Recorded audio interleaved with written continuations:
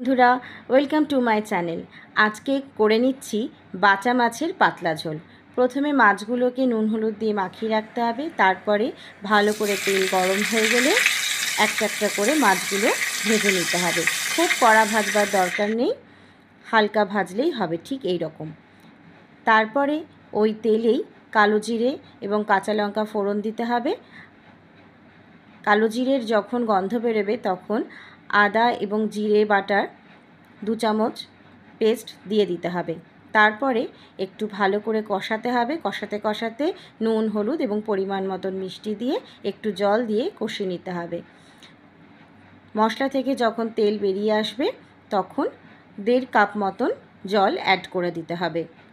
তারপরে ভালো করে একবার ফুটিয়ে নিতে হবে। 1 ফুট হয়ে গেলে ভাজা মাছগুলোকে আস্তে আস্তে ঝোলের মধ্যে দিয়ে দিতে হবে। তারপরে একটু ঢাকা দিয়ে দিতে হবে। ঢাকা দিয়ে কিছুক্ষণ ফুটিয়ে নিয়ে জলটা যখন কমে যাবে তখন ধনেপাতা দিয়ে ঢেকে রেখে একটু ফুটিয়ে নিতে হবে।